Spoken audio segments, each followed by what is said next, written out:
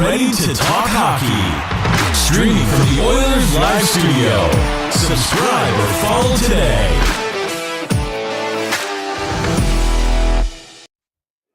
Hey, Dash here for a special Monday edition of Oilers Live. We've got the regular cast of crew with us here. Before we get started, I'd just like to introduce everybody. And before I do that, I'd like to say thank you to Edmonton Sports Talk. We love being part of that family and part of the Friends of Edmonton Sports Talk family. We don't like going an episode without saying thanks to Dusty and Maddie and Eric and the OGs over there. We wouldn't be able to do this without you. And we appreciate it. Round the table for those that are listening and not watching, I am Dash, at Dash in the Park. The regular cast of characters with me here. We got Ryan Lotzberg, our head writer, editor, head content creator. I don't know if I missed any titles in there, Ryan. How you doing? I think you got pretty much all of them. Good. You forgot producer. You forgot producer today. And tonight's producer.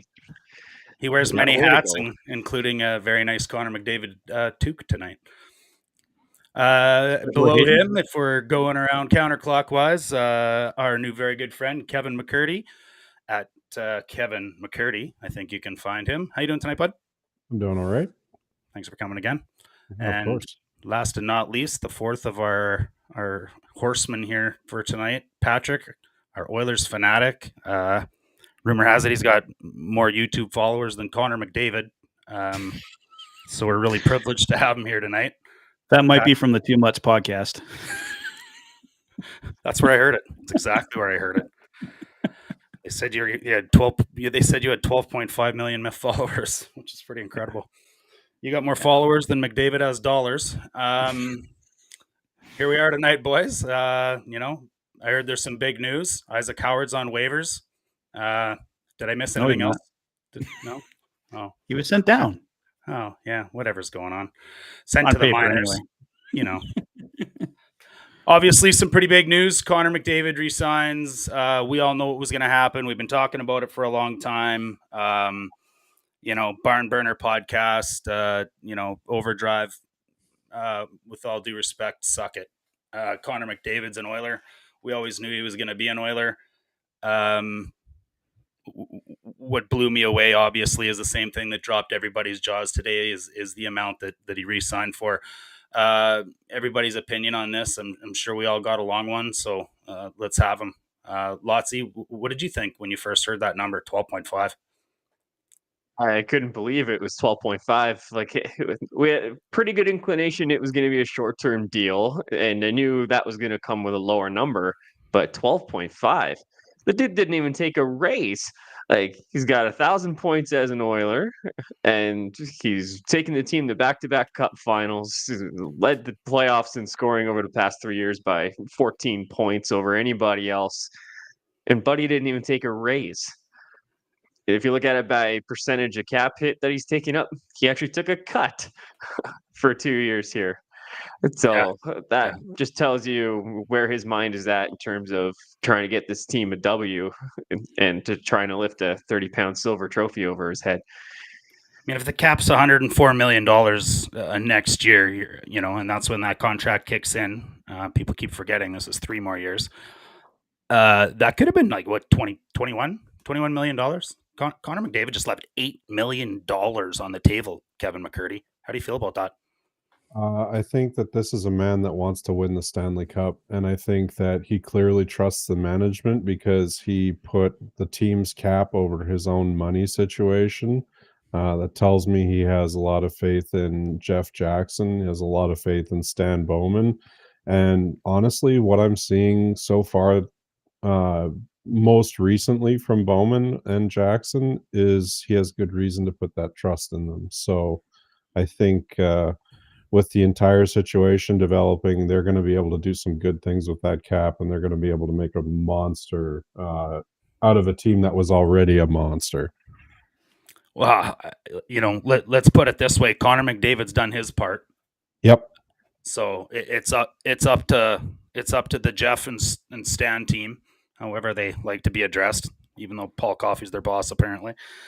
They've all done a tidy bit of work.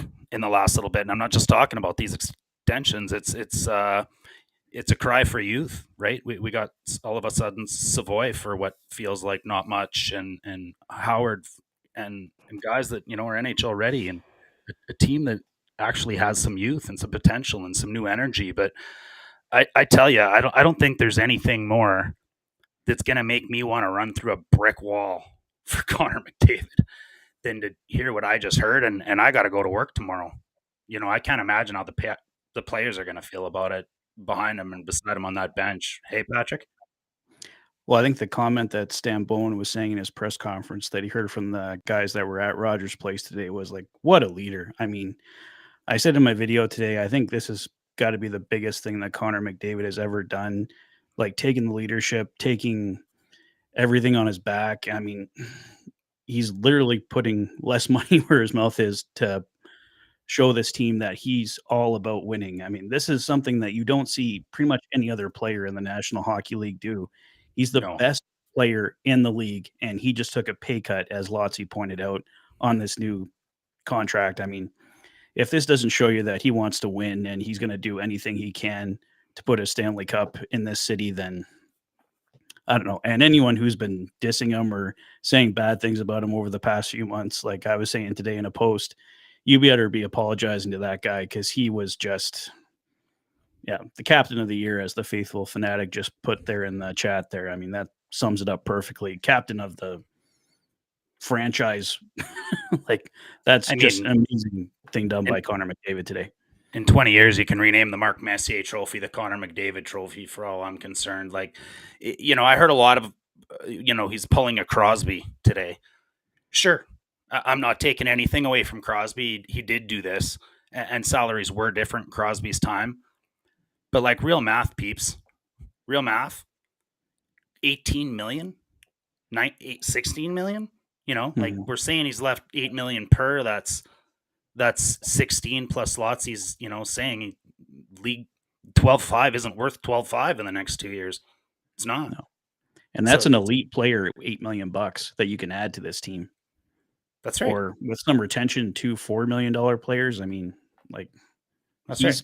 Yeah, he's done something amazing for this team. I don't think Sidney Crosby ever left $20 million on the table in 2 years.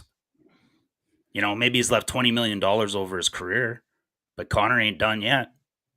And let me go to some stranger. We love him. He's an absolute regular, and I agree with him on 98.5% of the things, but I'm not sure I agree with him here. He says, I don't know about faith or whether, and I'm sure he's referring to what Connor said and the fact that he's not sure that it's faith in Jackson and Bowman. And I think I know some stranger well enough to know that that's the context. He said he's simply giving them a couple of more years to make it happen. Yeah, fair. But I guarantee you in 3 years, he's going to give us a couple of more years to make it happen. And 3 years after that, he'll make a couple of more years to make it happen. What the best thing for the Oilers is for Connor McDavid to keep signing a string of 2 and 3 year deals. And he'll do it twice and we'll be conditioned. We'll all be like, all right, there we go. There's our next 2 year team friendly deal. All right, there we go. There's our next 3 year team friendly deal. And it won't surprise us. All this he's running for the hills if we don't win the cup in 3 years. Bullshit. I'm not going to listen to it. I won't listen to it. It's bullshit.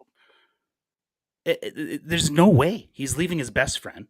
There's after the contracts that have been signed right now, you guys, look around the league.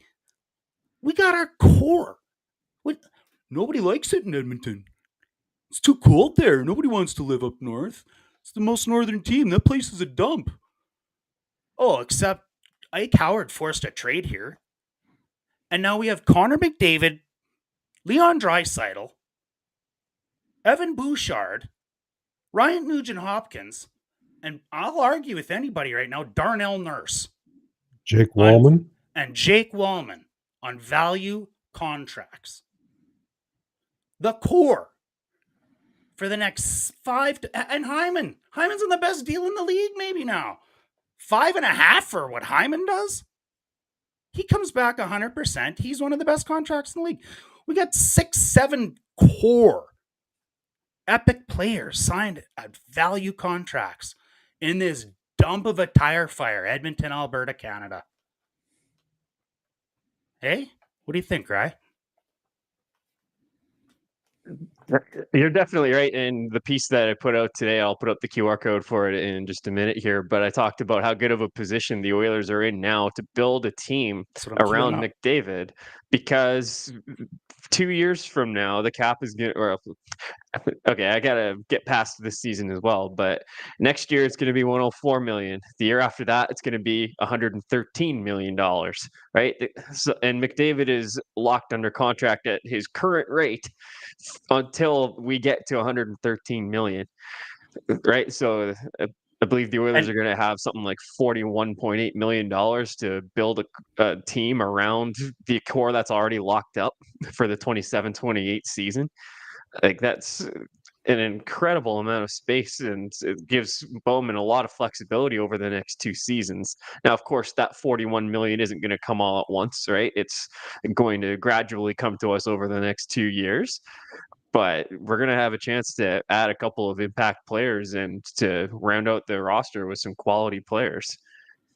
I want to add to that too, because Dave Pagnotta was on Hello Hockey on Saturday, and he had made reference to the fact that there's I don't know, I'm paraphrasing a bit, but I think I'm pretty accurate here, a general understanding, perhaps, that there's a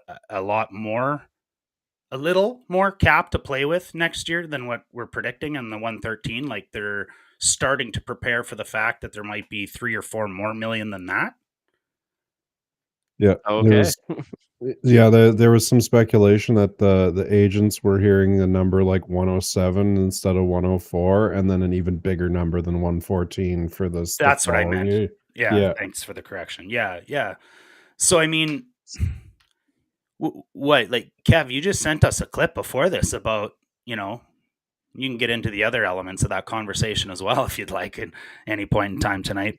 Pick your moment. But the clip you sent was of Merrick and Stoff having a little chat earlier today, and I think they were talking, and they broke the Wallman contract amount on the air when they were there. So, they mentioned that potentially $29 million in cap next year. Well, if this whole agent chat or GM understanding that's going on, and potentially up to $32 million for the Oilers in cap space next year. What, Patrick, what would that mean to the Oilers to, like, be in a position where you've got 7 of your core and best players under value contracts and still have potentially $32 million to go out and either extend your goalies, sign your goalie, find your goalie and sign your goalie, or what have you?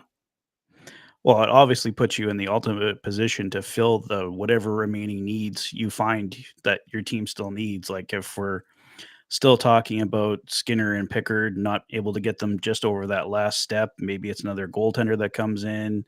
Maybe we find that the defense, maybe Ekholm regresses a bit, and we maybe need one more top 4 defenseman. That's another guy you can bring in there. Another top 6 forward. Maybe the younger guys aren't ready to contribute at the level that we need them to yet. So it just gives you the money that they don't normally have. Like, every year at the trade deadline, we're talking about, well, if we can get this team to retain a little bit and we trade a second and a fourth, and guess what? We don't have to give up 6 million draft picks at the trade deadline. We'll have the cap space where you can actually just bring somebody in.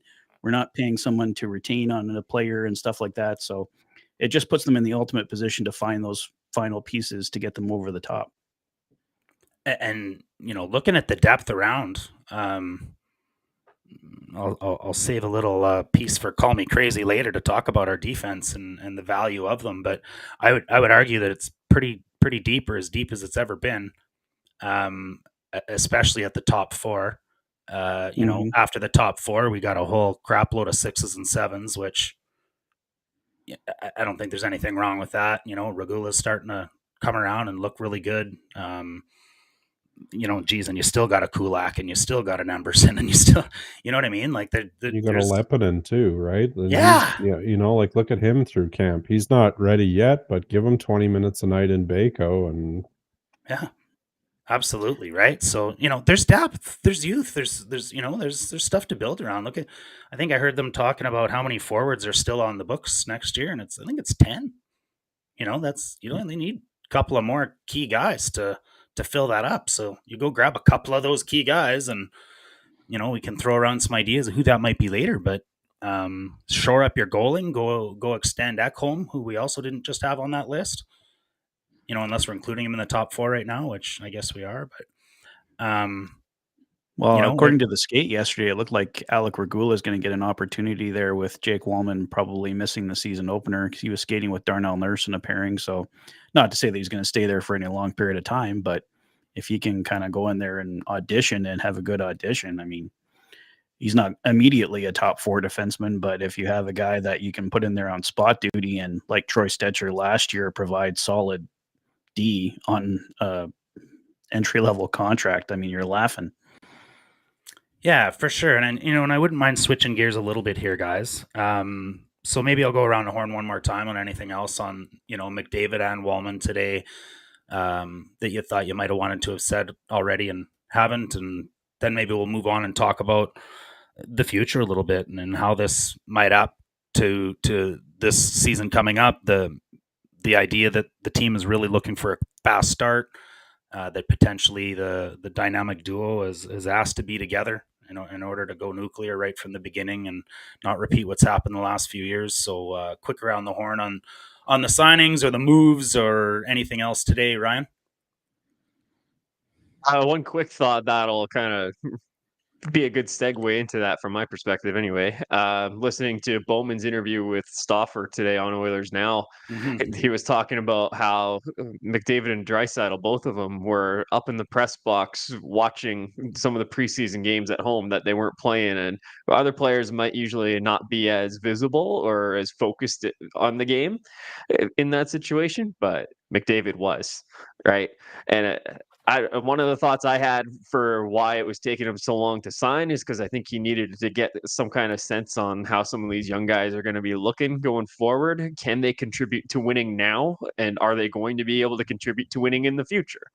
Well, I think he's seen enough out of some guys. Matt Savoy had an excellent camp, even though he didn't put up a lot of points.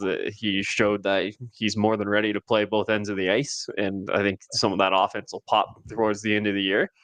Ike Howard got better and better as the preseason went on, and it looks like he's got some potential as well. And we were just talking about Regula. He had a fantastic camp as well.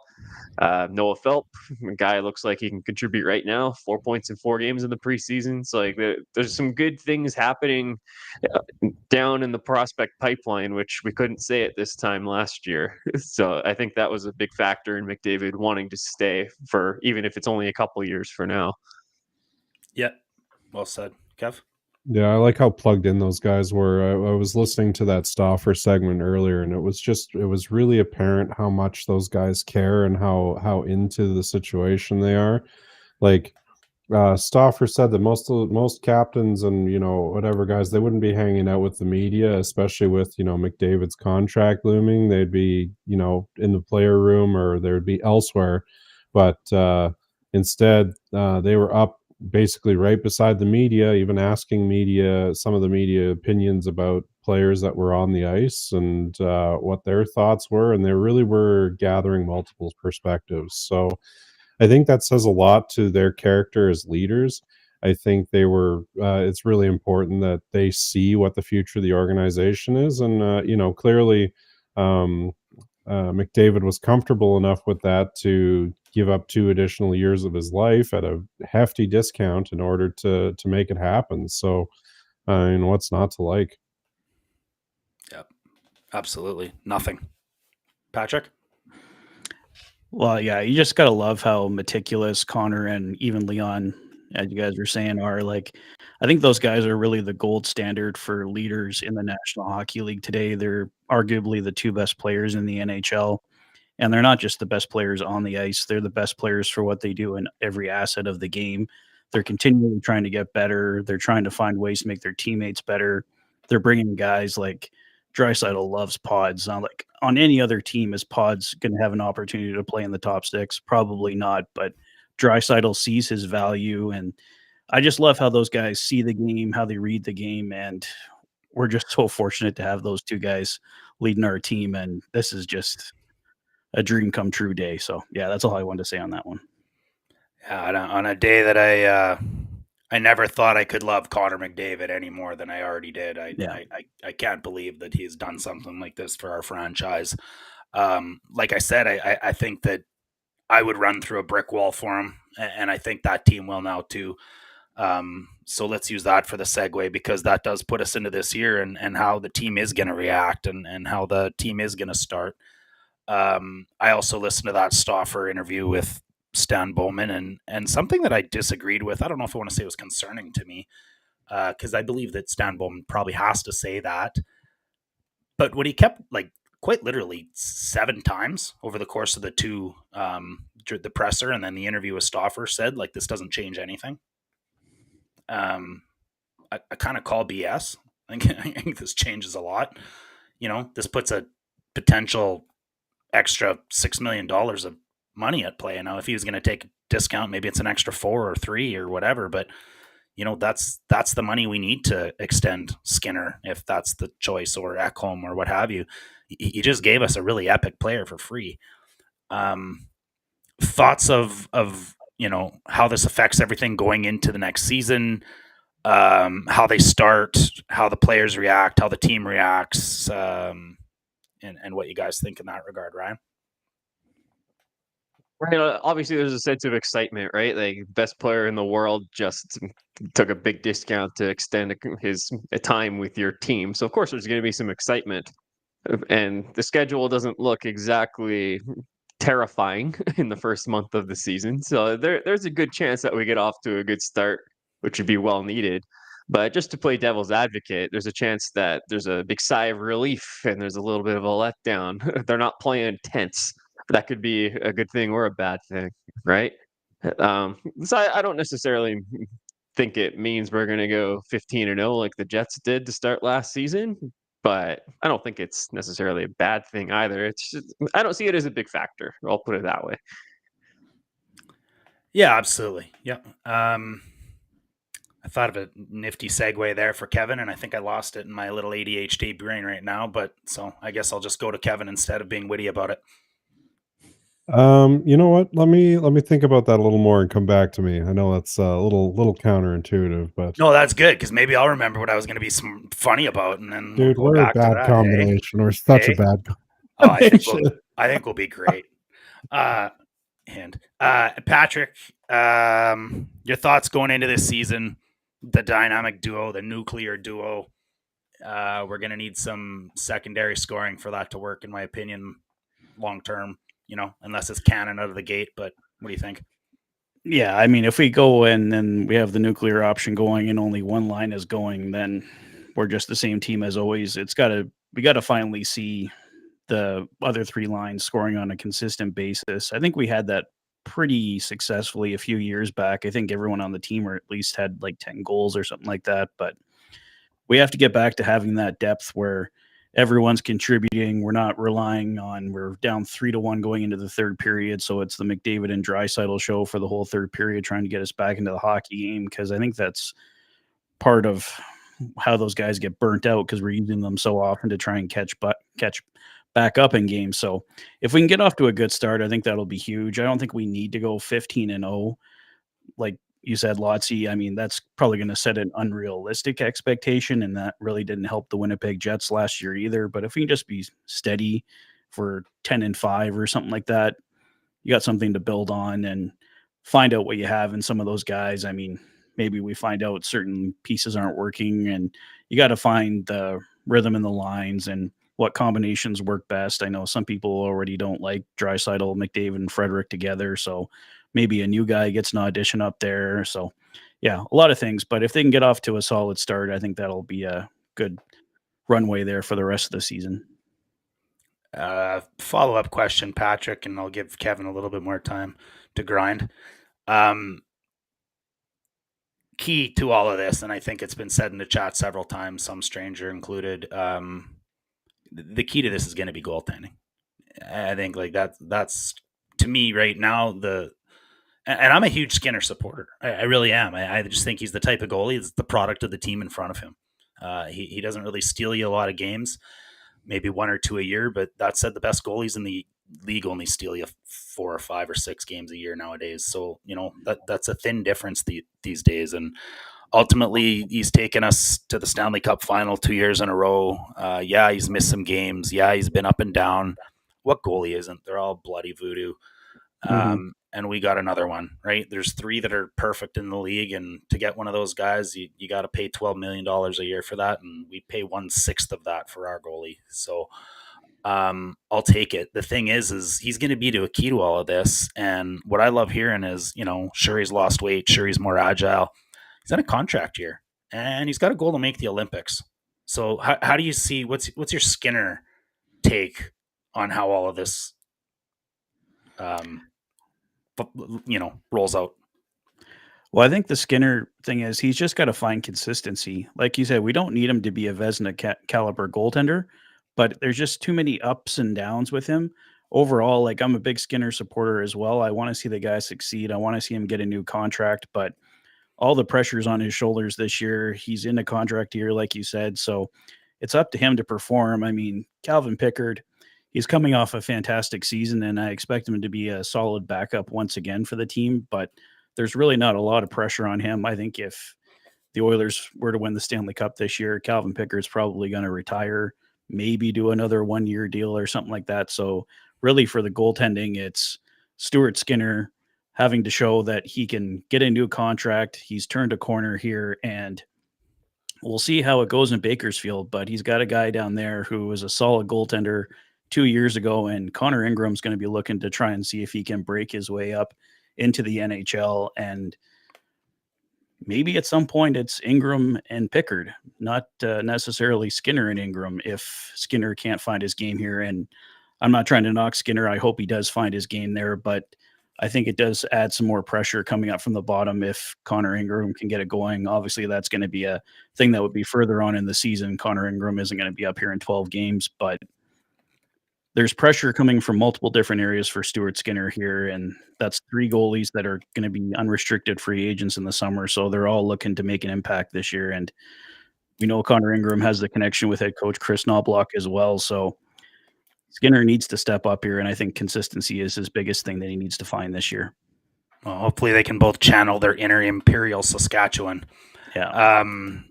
I agree with all of that for sure. I do think goaltending is going to be a big part of this. And what Ingram did for me was gave me a little bit of reassurance that if we get an injury somewhere, that we'll be okay. Yeah. Well, They needed something better than Matt Tompkins, I think, for sure. If one of those guys went down, like Matt Tompkins is serviceable, but if Skinner or Pickard go down, I don't want Matt Tompkins being our third option. Well, now it can be Matt Tompkins or Ingram, or Yeah. I mean, there's options, right? And that's kind of my point. All right, I've probably given Kevin like 17 points to remember, unless he's been writing all this stuff down. I started writing them down because it's leaving my brain every time that every time that we change subjects there. You and me both, brother. The first thing I want to say is the reason Bowman is saying that it doesn't affect his calculus is because McDavid's cap hit this year was always going to be $12.5 million. There's never any variance from that. So this has been the plan since day one, whatever they're doing this season. Where it changes his plan fundamentally is next season and the following season, because we're probably penciling some number between 14.5 and 18 million into their chart, expecting that's what the cap hit was going to be. So now they have, again, between, 2 million and 6 million more dollars available over what they were probably projecting. And that's where it changes. So I understand where he's coming from when he says it doesn't really change much. I would still argue that it does, because now knowing a move you can make this year at this year's deadline gives you the opportunity to have $6 million more in cap space next year. Not instead of getting a rental, you can get a 3-year a guy with a 3-year contract. And the thing we got to be careful about is we're talking 3 years down the road here, right? At that time, we're going to have to be able to prepare for another McDavid extension. Right. Is he going to be willing to stay at 12.5 for another No. contract year? I don't think so. Like, McDavid's going to get his bag eventually. Even a team-friendly deal will still look like him getting his bag 3 years from now. Even if he's So like, that's it's right. like, well, I said we'll have $41.8 million to round out the roster for 27-28, but it would be really wise of Bowman and the Oilers to leave a little bit of that space open to be able to better absorb Connor's raise in 28-29. So you got to be careful. Yes, we have lots of cap space to think about in the future, and there's lots of guys that we could think about bringing in at all sorts of different positions, but we can't hamstring ourselves for the next Connor deal. And Bouchard's up in 4 years too, so that's going to be another problem down the road, right? So yes, it's exciting. It's a team-friendly deal, but it doesn't solve all cap situations in the future. I always harken back to the days of Detroit when like Lidstrom and Yzerman took $6 million a year and nobody was getting more than that. God, I hope that sets this precedent. Well, Kevin, I was going to say another interrupt- thing. Yeah. I Oh, wouldn't sorry, have go ahead. interrupted Kevin if I knew he didn't write these things down for the record. So I'll let him get back to that next point. But I was going to say, I can see in your body language, Patrick, you want to say something as well. Go ahead.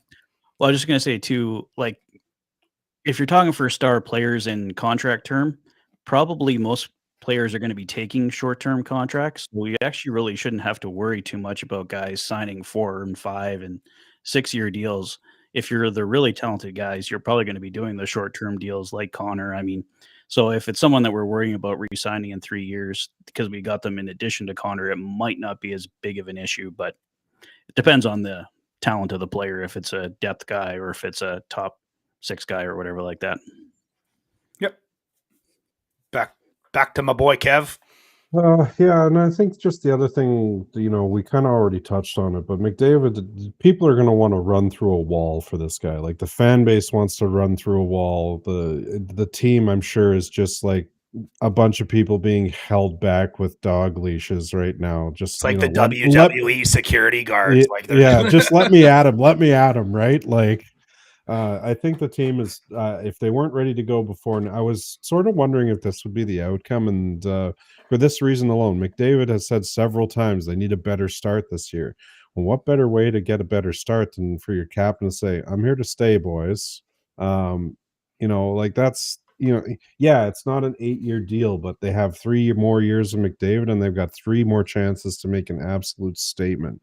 And I don't think with the team that we're building, they're going to miss. But I guess we'll just sort of see how that shapes up.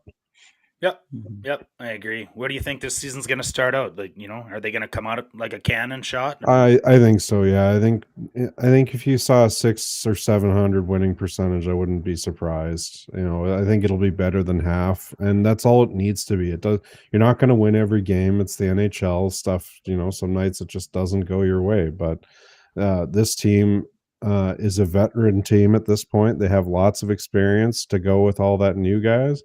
If they have to, even if they only play the vets because the new guys aren't getting it done, they still have lots of ways to win hockey games. So I see them coming out flying. They're ready to go. The faster they can get back to the cup, the happier those guys will be. So that's kind of the course for me. Yep, I would agree. What's your take on the goaltending? How do you feel? Skinner's gonna, come out of this better off or worse off, or are we already know what we have? I think that Skinner's going to have some pressure on him. I think to Patrick's point, I think Pickard doesn't really have a ton of pressure on him, right? If Ingrid comes up and upends Pickard, I mean, that's just the way he is, or way it is. It's been like that forever. If you're a permanent backup goalie for a squad, sometimes you get bumped out by the next best thing, and whether that's Ingram or somebody else in the Oilers organization or some external party that we've yet to identify, we'll see. And then Skinner also, like, he knows what's up. Like you said, it's a contract year for him. He knows exactly what's at stake here. Is he going to make another contract at all? Is he going to make a contract where he's being paid a starting goalie rate? Is he going to make a contract where he gets relegated to backup wages? Like, those are all potential outcomes. And Bob Stauffer with in the Stan Bowman, or sorry, in the Jeff Marek segment earlier, basically said that, left no doubt that the Oilers are looking for goalies, right? Like there was such a knee-jerk statement about that the Oilers, he needs a contract next year, but the Oilers are looking this year. Like it was just one of those things that he just snuck in the side door, but it was so matter of fact that you have to, I may be reading too much into it, but I would I don't think so. run to the bank with that one. I think the team knows what's up with goaltending, and whether they develop it internally or they try and find their next, Lankin and Blackwood archetype, that's somebody who's underappreciated and ready to pop. The one thing I don't really see them doing is taking a swing on a a superstar in terms of like a Saros. I know he had a bit of a rough year last year, but he was playing behind an awful team, or a Swayman or a Sorokin even. I don't know if the team has the cap to make those deals happen, but if they find the guy that's just ready to break even and break out in the league, then I think that's been the Oilers' style lately, and they've been honestly really good at it. So I see either Skinner rising to the occasion or being pushed out of the way is kind of how I see it playing out. Yep, incredibly fair.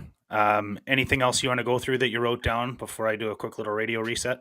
No, I just wanted to, though. I guess I do want to comment on Wallman's contract. The AFP Analytics comparables was at $6.7 million, and for one less year. So I really like this contract for the team. I think it's probably going to age well as long as he doesn't have injury issues.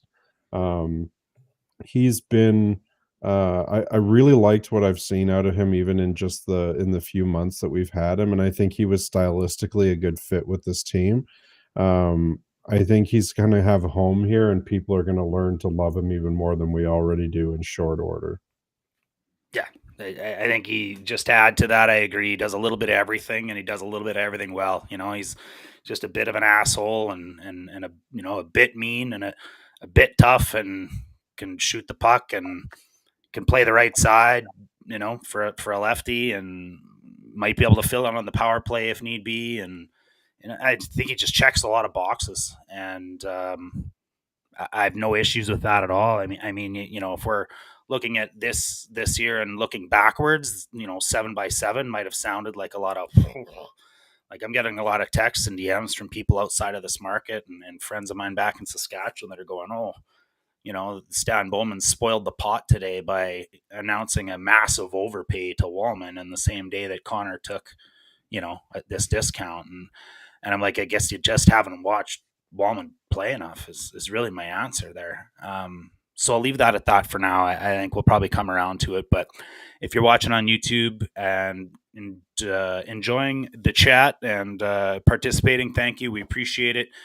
Get in there. It's got a little life of its own going right now. It's made me giggle a few times. Thank you for that. If you're listening on Edmonton Sports Talk or live on any of our other platforms, this is Oilers Live. I'm Dash in the Park. I'm being joined by Ryan Lutzberg, head writer, and a whole bunch of other things at Heavy Hockey, Kevin McCurdy, and Patrick, the Oilers fanatic. I wouldn't mind, because I haven't been around in a while, and I've missed you guys.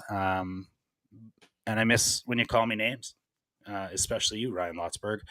So I thought we'd get back to what I used to like to do and do a little round of Call Me Crazy. I've queued you guys up on a few because I've been thinking about them all day. I think I'll just pick my favorites, and if there's any that pop up to you guys at the end, go ahead and throw one out as well. But I alluded to this earlier. Connor McDavid has done his job, flat out, period, exclamation mark, drop the mic. He wants to win. The team has to follow. I strongly believe. I listened to the EST afternoons, and Hernan and Joaquin argued this a little bit. Hernan thought that this took the pressure off of Stan Bowman, and I completely agree with Joaquin in the fact that I think that this puts more pressure on Stan Bowman than anybody maybe in the history of the Edmonton Oilers, really. Like, I mean, when have we wanted to win a cup more? Did Slats have the same type of pressure? So call me crazy, but Stan Bowman now has more pressure than any Oiler in franchise history.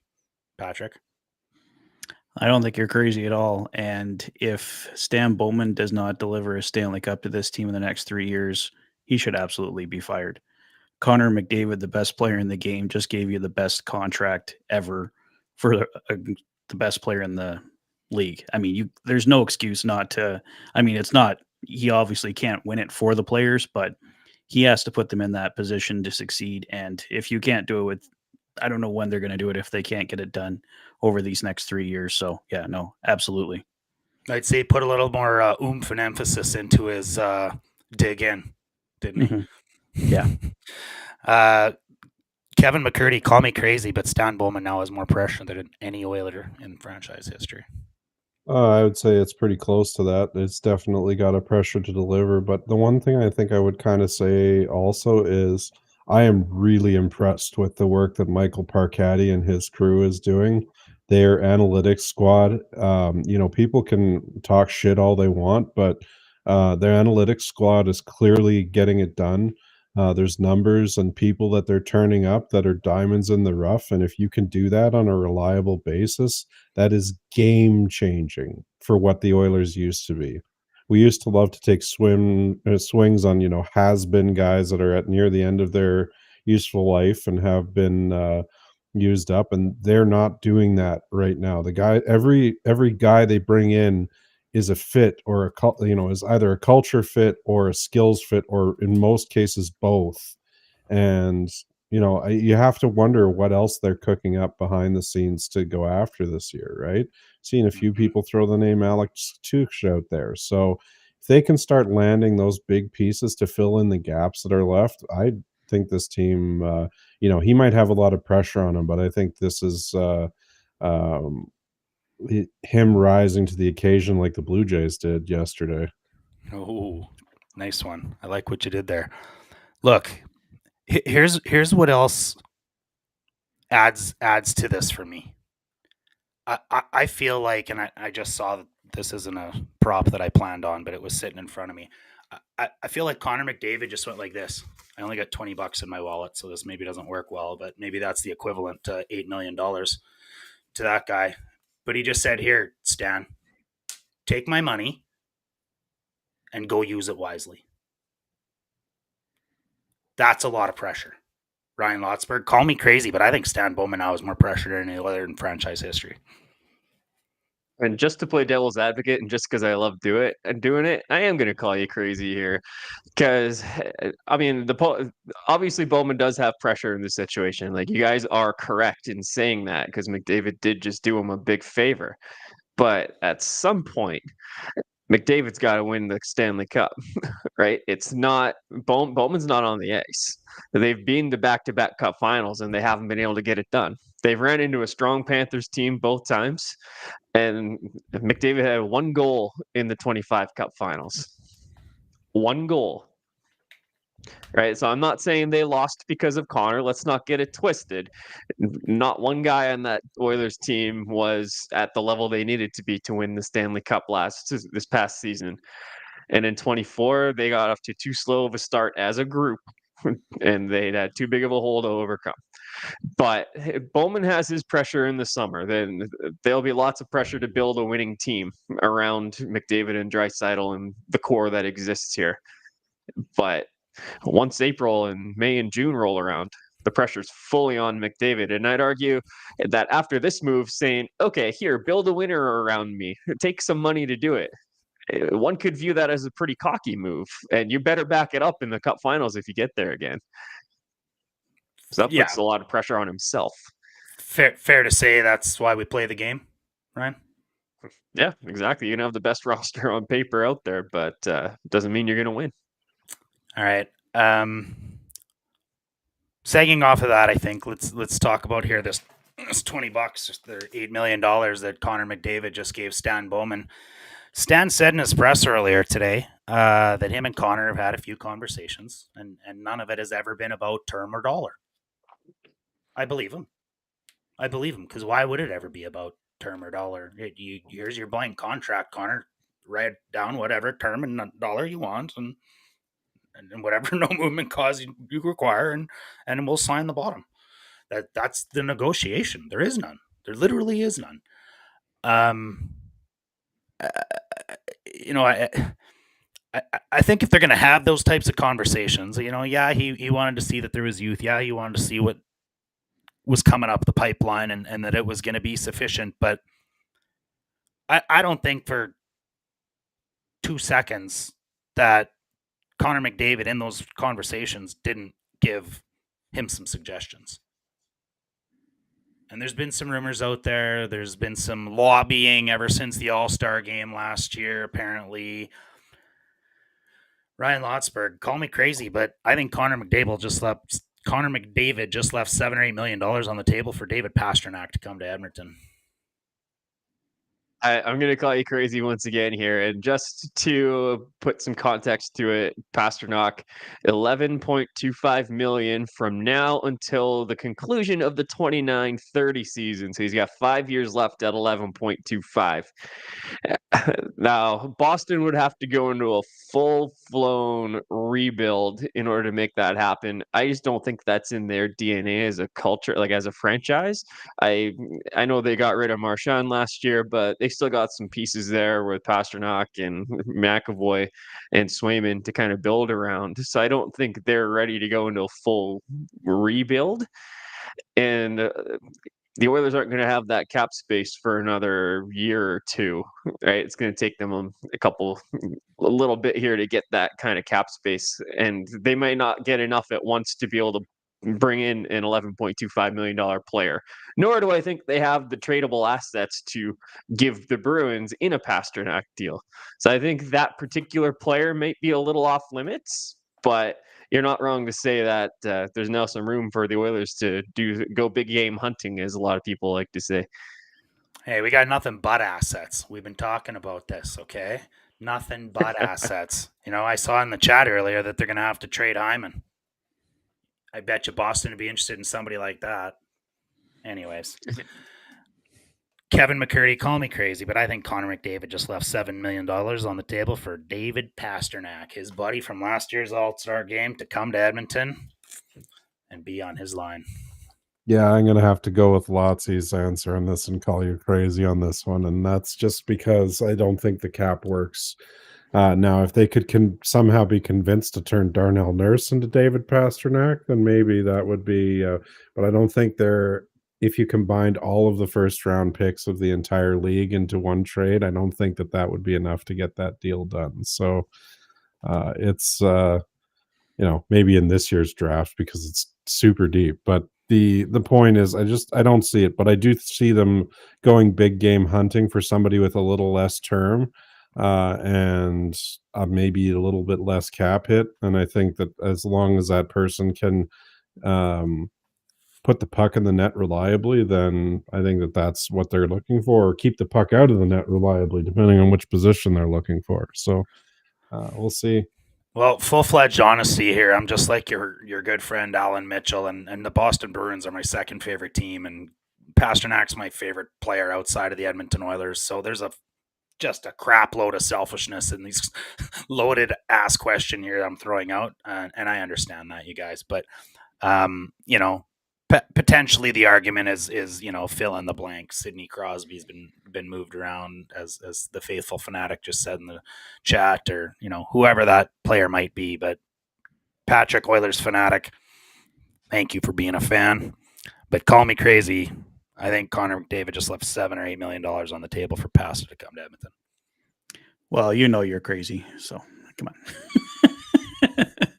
It's been established, but yeah, no, I think there is money there, obviously, for a player we've heard talked about going back to July, and Pittsburgh being that team. Brian Rust, obviously, he's not on the same level as a Pastrnak or anything like that, but he is a guy. I think he's 5.5, if I remember correctly, on his deal with 3 years to go. So that's a much easier contract for the Edmonton Oilers to fit in with the cap space they have. I think he's somebody you can slide into the top 6. I don't know if he necessarily plays with McDavid, but I think he's a player the Oilers have already shown interest in. I know a few insiders were talking about him going back to July 1st. So I think Brian Rust is one of the guys that's out there, but not David Pastrnak. Unfortunately, I would love to have him as well, but I'm afraid you're crazy on that one. Yeah, you guys are probably all right. Look, if that is a fill in the blank, let's just do another round the horn. I know lots of you were looking at some information earlier on some of the upcoming prospects, or sorry, well, not prospects as in young players, but prospects to be, targets for deadline acquisitions this year, or potential free agents. So I'll start with you. Thoughts anywhere, go anywhere you want with it, really. Like, is there anybody that intrigues you? Is there anybody that you think it actually might happen? What do they want to do with the money, that the $20 that he just got given? Yeah, I mean, getting deadline deals done this year might be a little difficult just because they don't have a ton of cap space. But I wonder about a guy like Adrian Kempe from the Kings once free agency rolls around. I know there was a report earlier today that said that they are not close on a contract extension. So there's a chance that he pries loose from the Kings. Martin Nikash is another guy that's kind of interesting for potential UFA next year, but the Avs are in the same situation they were last year with Rantanen. They might have a player that they don't think they can re-sign, so they might look to trade him before the deadline. He's at 6.5 this year, so that's a guy that you can maybe squeeze in somehow. Aside from that, though, I gotta refresh my list and go to guys that have multiple years left on their deals. So, digest those ones for a couple minutes here while I look at some other options. Kevin, you mentioned Alec Tuck earlier. I mean, when this guy was drafted, he was a future captain. He was, nothing but character. I mean, that sounds like a perfect bottom six guy. And I would say that he's a second line right winger even now, right? Like, he's had some up and down struggles, but he's in the last year of a 7-year, $4.75 million contract. And the thing going for Alex Tuch is he is 6'4" and 215 pounds. So if you want a little bit of size in your top six to really to beef it up a little bit, so to speak, I think that's a potentially fantastic fit at a manageable cap hit, especially once the trade deadline rolls around. And maybe you get lucky and you are able to move another piece with it that is taking up a little bit too much cap hit and make it work somehow. It's funny that we've got Podsy and a moose like Draisaitl and McDavid at 6'3" and Hyman at a 6'2" or 3 and 215, and Frederick playing in the top at 6'4", 225, and you're talking about adding size. That's a huge top six. I know it is. I know it's a huge top there's six. There's no Yamamoto's crawling around out there anymore. There's a Savoy that's going to be up there, right? And he's he's Yamamoto but beefier, right? Like that's really what his play style is. He's a crowbar with skates, and I think there's a place for that. But the Oilers have gotten into it with the roughest, toughest team in the league the last 2 seasons in a row. And, from a certain perspective, if you can't beat them, join them. I think they need to be a little bit grittier and a little bit meaner. And they have to be able to give teams like Florida and Tampa enough of a hard time that McDavid is a little bit more free to do the things that McDavid needs to do. Because going back to your comment from before, McDavid has not scored a lot in the finals, but he has faced an obnoxious amount of resistance from Florida in that time. He just has had both him and Leon have had no room to move. Nothing. And unless the Oilers can give back that same thing to whatever team tenfold, then that's going to continue to happen. Yeah, I think somebody remembers me calling him Chunky Yamo from the last time, and Chunky Yamo indeed. I was only half listening, so I think what you said there was they're getting Evander Kane and Milan Lucic at the deadline. I'm going to throw up in my trash can now. Excuse me. Patrick, thoughts on all of this? Well, let's not bring back Lucic, okay? or Kane. Jesus. Evander Kane I could entertain, but let's not. That's a call me crazy. If we're talking about bringing back Milan Lucic, but yeah. Well, I was just looking at. I was bringing up his name before, Brian Rust. I mean, if we're talking about trying to find value contract, 5.125 million, 31 goals last year. I'd rather go for a guy like that got 31 goals last year than someone who's making 11 million bucks. I mean, you could pick up two guys for that. I mean, if you got Pittsburgh to retain a little bit too, so I think that's more the kind of guy they should be going for. I think that's the best use of their money too. So, yeah, for size, I mean, yeah, you always want to have more size come playoff time, and I'm sure there's guys that we can find for cheaper and probably more effective than Milan Lucic. At least I would hope. Evander Kane coming back to the Oilers would be crazy at the trade deadline. I can't see Vancouver doing that, but if we can find guys that can be in the top 9 that could contribute in some way, that'd definitely be a target to keep an eye on come trade deadline for sure. Yeah, for sure. I'll go back to Lotzi because he did some homework here. And one guy whose name who came up for me was Alex DeBrincat. He's got 2 years left after this one, I believe, at just over $7 million. Former teammate of McDavid's in junior. Detroit's a team that should probably be getting better results than they are right now. Should things continue to not go as well as they hope in a tough division, then you never know what shakes loose. So that's one intriguing option, but yeah, I love Puckpedia, but their free agent list is not the most user-friendly thing, so I apologize. Anders Lee is another guy in the Island. They're kind of going a little bit younger, and he's got 1 year left, $7 million, modified, no trade. So that's another possibility.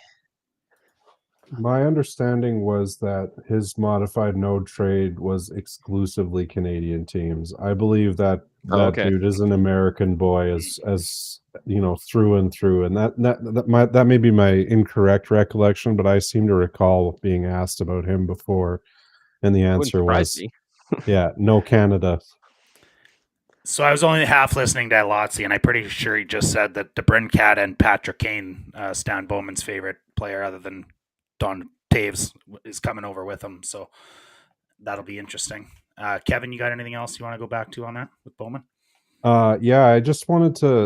Another thing that came up in the interview between Bob Stauffer and Bowman today was that how he's planning to spend assets, and that is he's not going to spend first round picks unless it's somebody with term, a little bit of term left. He said, I think was the exact wording, or somebody they can easily see getting re-signed at the end of their contract. Like, part of the deal was a real conversation with the dude, whoever it may be, that they were going to be able to work out a contract renewal, and it wasn't just a rental. I think the days of first for rentals are over, and I think that that's prudent asset management, because this team has to be viable for years to come yet. Well, another point about Alex Tuch, by the way, on the way out the door, is he had 36 goals last year. So yeah, I would 36? say that 36? Wow. 36 goals. Okay, that's a top 6 player. I apologize. 22 the year before, and then 36 again the year before that. And he's been a little inconsistent for sure, but man can shoot. So I think that that might be a good fit. And I know that he's sort of a rental with being in the last year of his 7-year contract, but if they can agree in principle on a deal, that's definitely a guy I'm thinking about going after.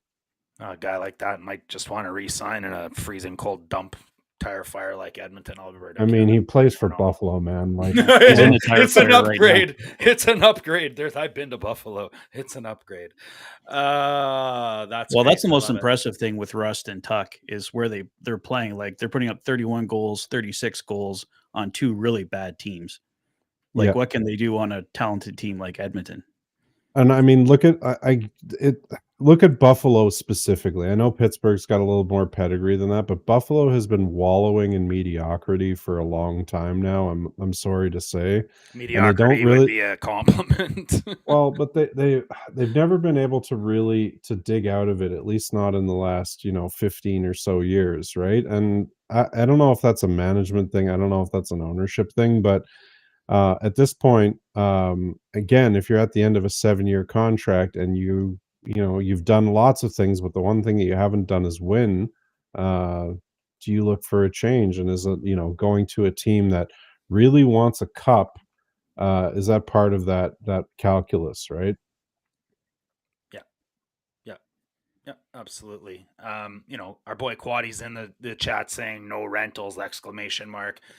I do think a guy like that comes maybe on a year, or maybe it's a trade and sign or something like that. You never know that there's a lot of other options out there, but it would be an absolutely fantastic ad to get more depth that way. I would venture a guess that in some of those conversations that Stan Bowman alluded to, that included Connor McDavid's thoughts on the future and where this team can go, I would venture to guess that included some content on mistakes made and first round picks out the door already that have maybe potentially been wasted, or prospects like Kesserling that kind of feel like they were just gone for nothing. And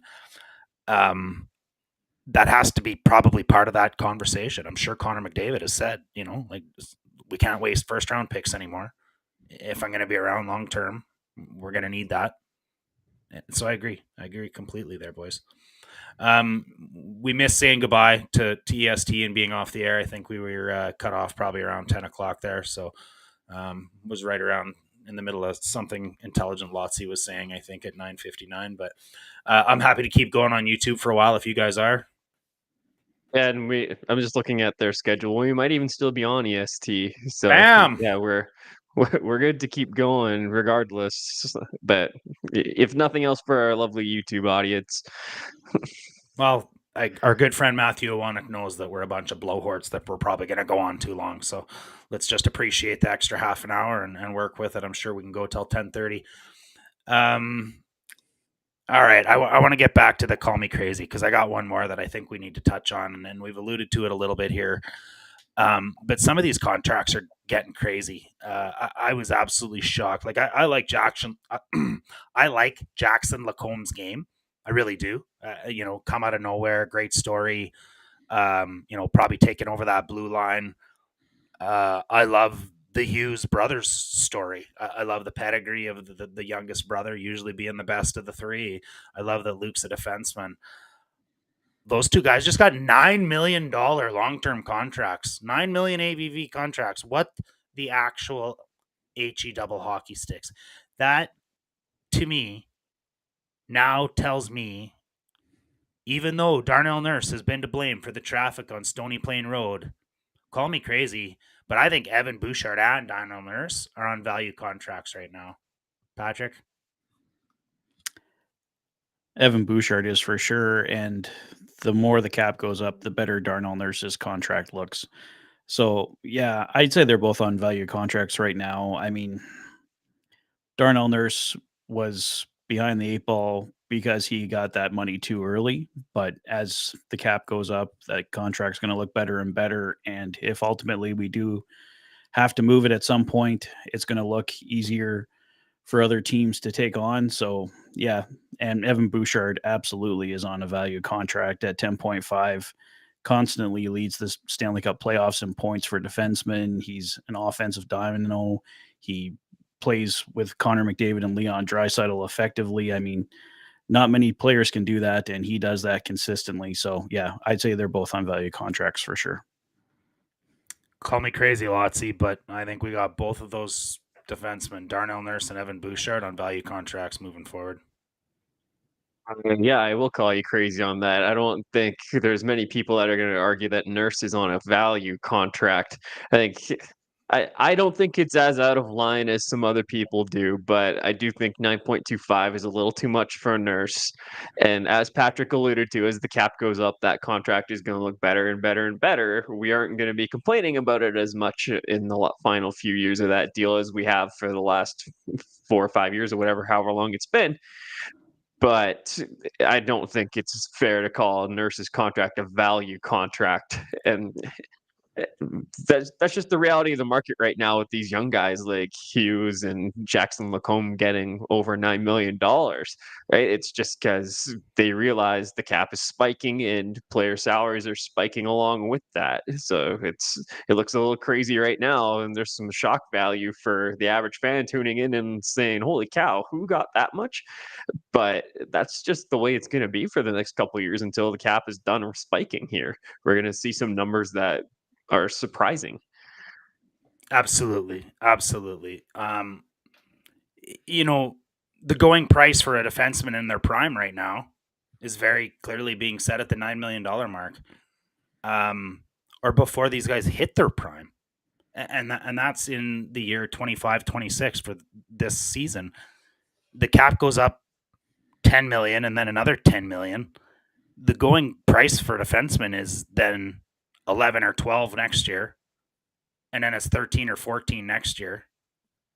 And by the time Darnell Nurse is at the end of his contract, the going rate for a solid top 2 to top 4 defenseman is going to be $13-14 million a year, and he'll be at 9.25.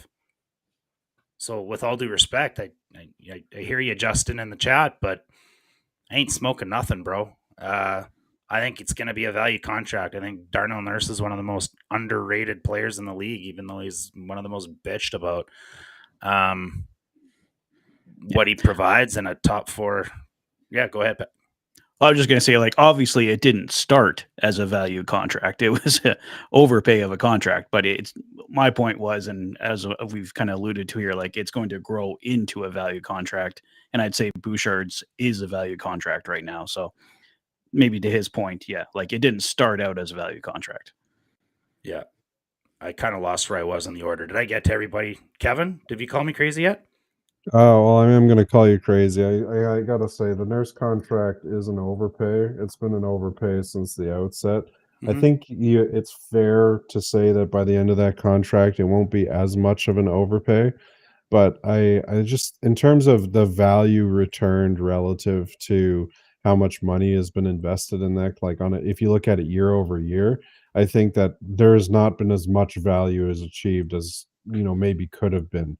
I think if they would have got Nurse at 7.5, we would be having a different conversation right now. But it's been an overpay since the outset, and if the only time we break even on it is the last couple of years, then that doesn't really demonstrate good value. The Bouchard one is a slam dunk as long as he continues to stay healthy and continues to produce.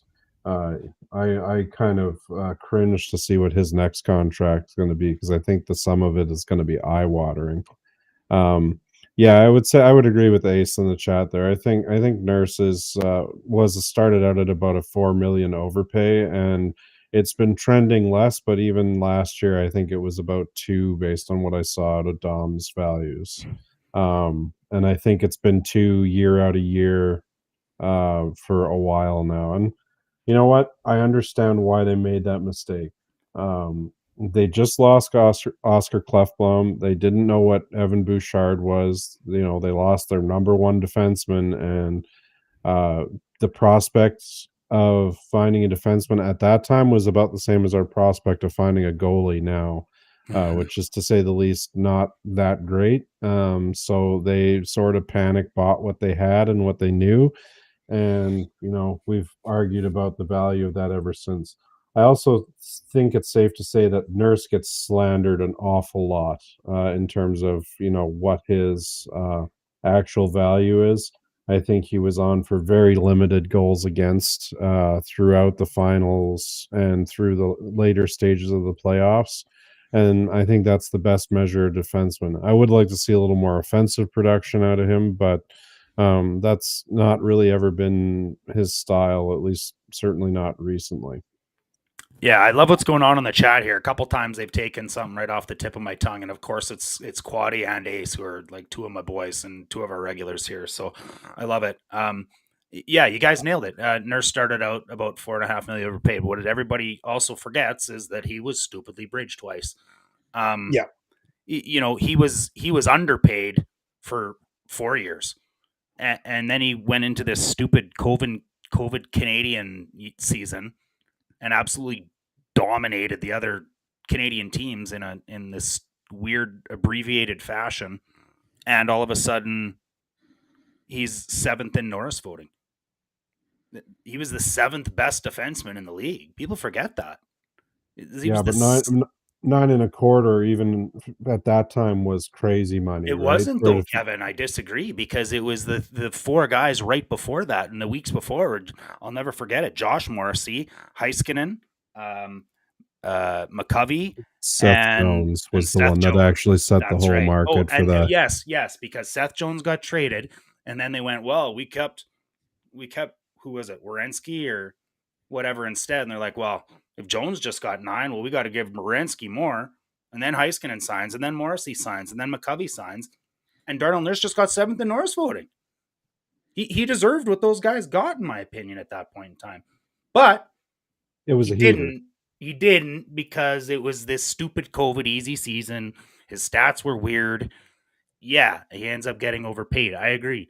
But I do feel over the course of this and where we're going with these salaries that he will be It'll be fine by the end of it. It'll Yep. be fine by the end of it. It's and that's not the point. The point is that in terms of outright value, Evan Bouchard is running away with that even at $10.5 million, right? Of the two, Yep. if you ask me which one is more value, no question, it's Evan Bouchard. That kid is a unicorn, and I don't care what anybody has to say about him. He is, I would say, arguably a top 3 defenseman in the league. And I saw some crazy shit the other day too, where somebody said that they were, that he was only in the top 10, and if he stopped making so many defensive mistakes, how many defensive mistakes out of the final, besides the final game of the season, or of the playoffs, did he make? He had a horrendous game 5 or game 6 or whatever it was. So no mistake. 5. But I also think he was hurt by that point.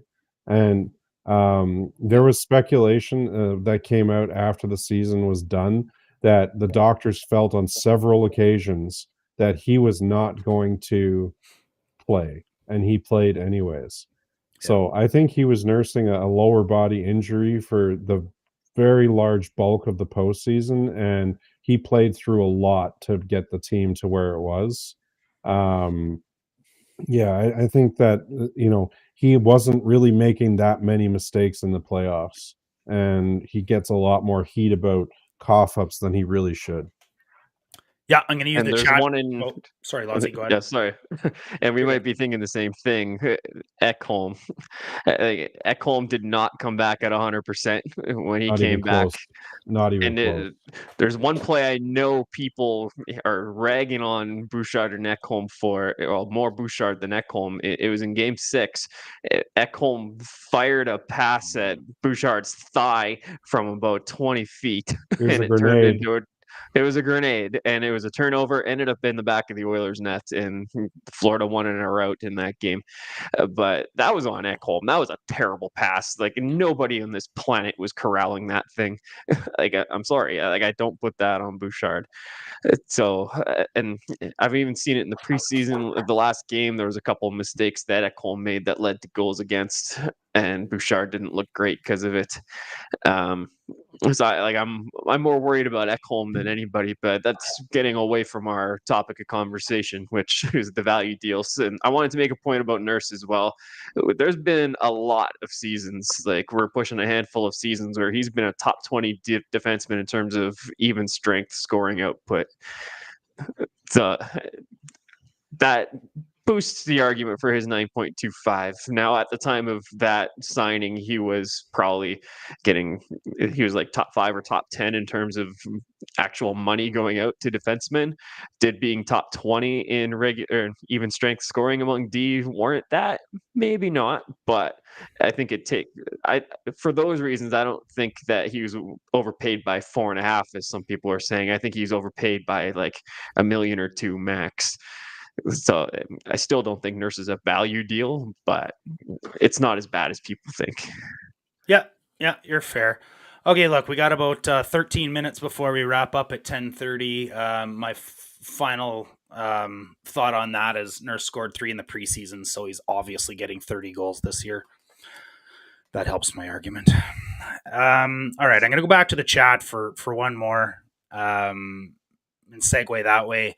I kind of just thought of it on the spot here, but we've been asked several times how the McDavid signing today is going to affect, future signings or future superstar signings, like, either it's Kyle Connor or Jack Eichel per se. So I'm going to kind of make this one up on the spot because I've had this kind of thorn in my side listening to this all day, that because McDavid took this discount that he's going to throw a grenade into all the negotiations for all these other players. And once again, like, I'll throw another loony in the swear jar, but I think it's bullshit. McDavid's a unicorn. You said Bouchard's a unicorn. That's, it's true. As a defenseman, McDavid's the unicorn, and that gets treated differently. Nobody else gets a contract put in front of them, and they just say, here, sign. Tell us how much you want and how many years, and we'll sign. That doesn't affect Jack Eichel and Kyle Connor and Kaprizov or guys like that, in my opinion. I think Dustin Nielsen said it best on Twitter and on air today, is if Jack Eichel has to take $14 million because of what Connor McDavid just did, then he should fire his agent. Plain and simple. So call me crazy, but Connor McDavid signing for $12.5 million makes absolutely zero difference on what the rest of the superstars in the league will sign for there after this. Patrick? Yeah, I 100% agree. You're not crazy at all. McDavid's, like you said it, McDavid's a unicorn. So the other guys are going to have to set the market. And I think Kaprizov signing that contract, although it didn't really affect Connor too much, I think it took some of the pressure off by, okay, somebody else said the salary's going up, so I don't have to do that. I can take I think ultimately he was going to take whatever money he wanted to take anyway, but I think Kaprizov signing that contract did help him out. So I don't think Connor signing that is going to have any effect on anybody else. He's the unicorn, like you said. So yeah, I don't really have anything else to add to that. Ultimately, I think they think these guys talk. I would almost guarantee you he said, guys, I'm going to release this on the day before the season starts. You got up until then to sign your deals. I'm taking a discount. I don't know. That's just my 2 cents and my little crazy theory, but you can call me crazy if you want, Ryan Lotzberg. I'm not going to do it this time. I agree with you on this one. What McDavid did today has nothing to do with, it's going to have no impact on Eichel or Connor or anybody else that's signing this year. If anything, Kaprizov sent the market for what's going to happen over the next 2 years. Or 3 seasons, I guess, once we hit 113 plus potentially on the salary cap. But I'm going to add this caveat to it. So, Kaprizov set the market for now, but I don't think the market's truly set yet because the cap hasn't fully risen yet. Connor McDavid and Austin Matthews will set the market in 2028. You just made me think of something, like by saying Kaprizov just set the market. If I put you guys in a time machine back to 2 weeks ago and told you that a guy that wears number 97 on his jersey, there's 2 of them, and one of them's going to sign for 2 years at 12.5, and the other one's going to sign for 17 for 8, who would be Kirill and who would be Connor? Like, this is asinine. Kevin McCurdy, you get the last option to call me crazy tonight if you'd like. I'm not sure you will, but No. No, What do you? not doing it this time. This you earned your freedom this time. It's I think that the Kirill Kaprizov thing is I'm not sure it's precedent setting. Minnesota's always been an interesting place to get players to stay and want to play. I'm not surprised uh the re-up on that was huge. I honestly thought it was hilarious when he rolled out with Bill Guerin, and somebody asked if he was excited, and Bill Guerin basically said he can better be. And Yeah. that was really it What was a a real beauty. Bill Guerin moment. Yeah. But Well said. Yeah. I think that McDavid's contract will have literally no impact on anybody else in the league. He is allowed to do whatever he wants, and especially now that he's basically not towed the NHLPA line and done what's best for him, winning a Stanley Cup. I don't think anybody's going to really second guess him on that too much, and I also don't think it weighs into the Jack Eichel conversation at all. I think it's just such an outside data point that both teams and agents are just going to be like, "Yep, that doesn't matter." Yeah, I think we went around the horn there pretty much in agreement. I'll give Quaddy one more chance just because he's a regular. And don't you guys think that the cap crunching GMs weren't waiting for this bargaining chip? Maybe. I'm sorry. Like, with all due respect, Quaddy, I don't. It doesn't matter. It's a unicorn deal. It's it's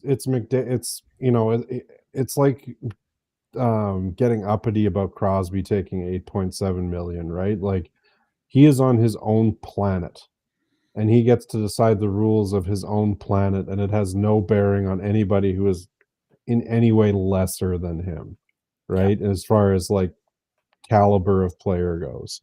The same thing went for Crosby. The same thing goes for McDavid.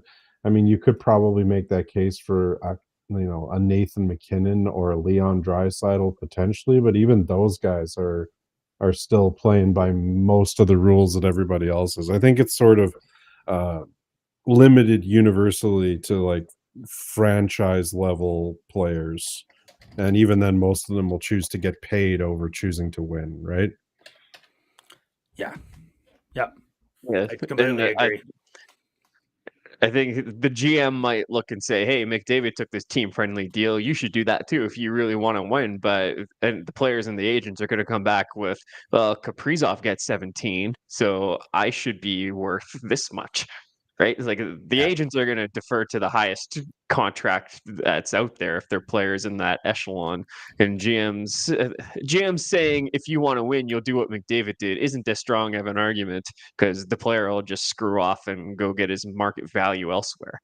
Like, I don't think it's the strong bargaining chip that some people might think it is. Yeah, I go right back to Dustin's comment to close that off. And if your agent can't get you that money that Kirill set the market at, then fire him.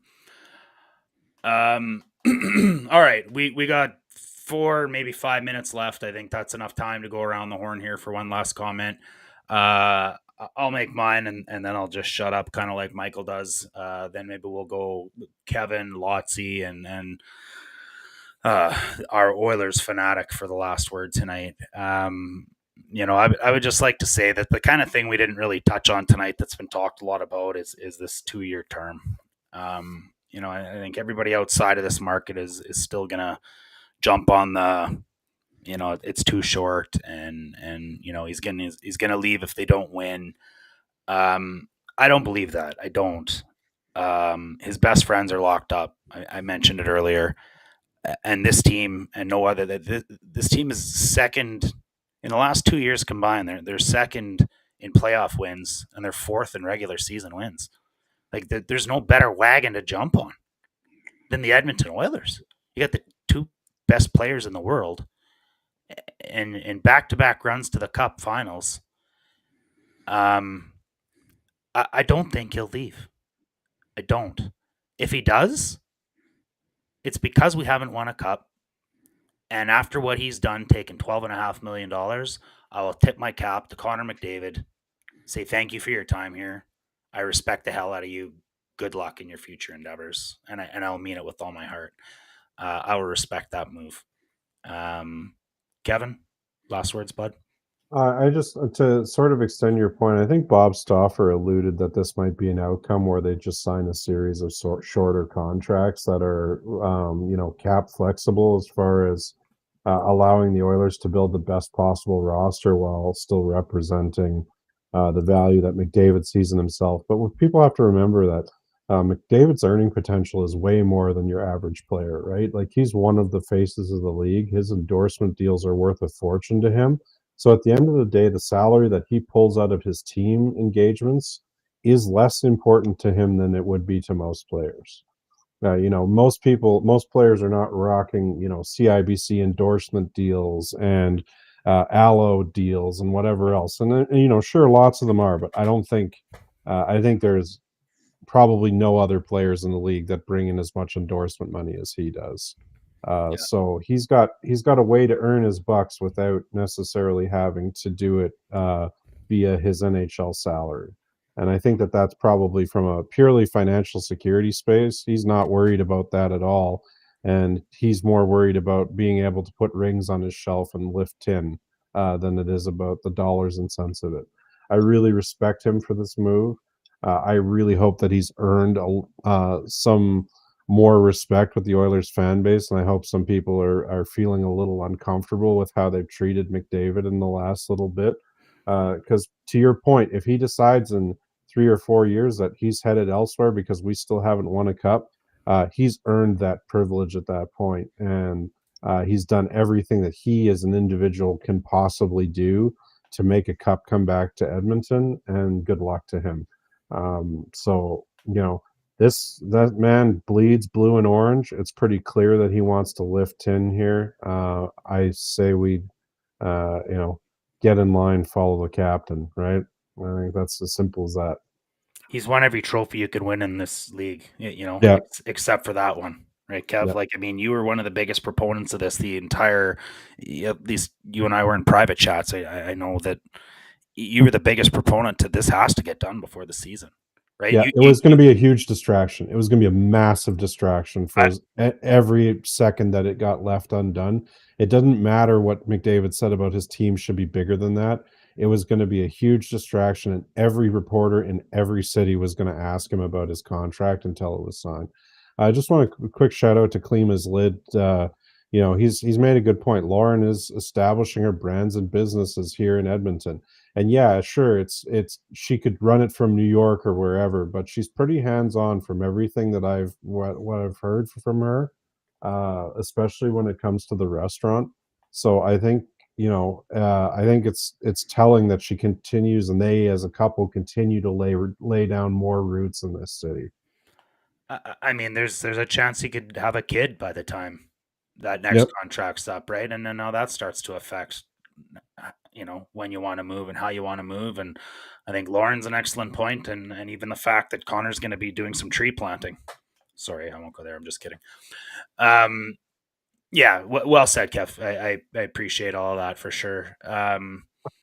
Lotsy, what do you think? I'm not overly worried about the 2-year term either. As Kevin pointed to, a series of short-term contracts is possible, but the way I've been looking at it is with the cap rising, he'd be stupid to lock in at a long-term rate right now, because it would have cost the Oilers a lot more for him to do so, and he would have missed out on a lot more money than what he sacrificed this time by signing long-term right now.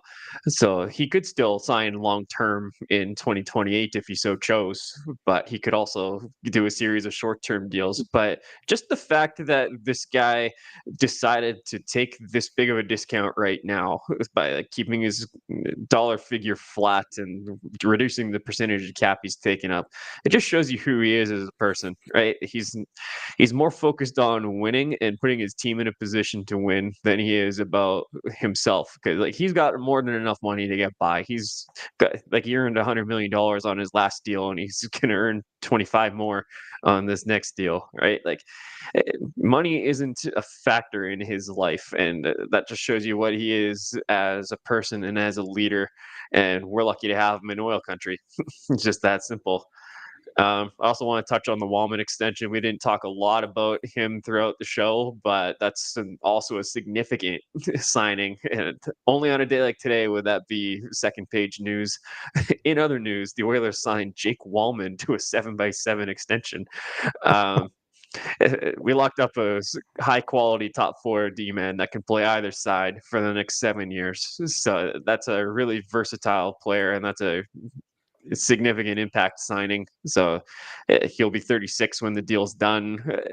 Might be a little old for some people's liking, but for a guy like him, I don't think it's a big deal. So yeah, other than that, excited for Wednesday, and I got pieces up on both extensions today on the Heavy Hockey Network, so give those a read. And with that, I'll pass it over to Patrick. Well, first, I'm just gonna say that I got a new listener in the chat, Charlie. Thanks for coming. Appreciate that, and appreciate you saying you like the show. I'm gonna use that as a segue, guys. Smash that thumbs up on. Please, just give us a little bit of the algorithm bump. We love it. We appreciate it. Michael usually says good night, or is the trigger to end the show, because I got the Oilers fanatic taken off on the last word tonight. Let's end it off with thank you for being a fan, and that'll be our cue to cut. Patrick, last word's yours, buddy. Well, I just want to end this with a huge thank you to Connor McDavid. I know you're probably watching tonight. You wanted to catch what we thought about your contract, and we're just I speak for all of Oil Country when we say we are eternally grateful. Yeah. Number 97, thank you. And while we're throwing out thank yous, thank you to Jake Wallman as well. Another fantastic deal. And I also just wanted to mention as well, was at a funeral for a friend I lost today, Dave Gall. So just want to say his name there one more time. Put best wishes out there. Gonna miss your smiles there, buddy. So on behalf of everyone, thank you for being in the chat tonight. It was a great day. Thank you all for being a fan.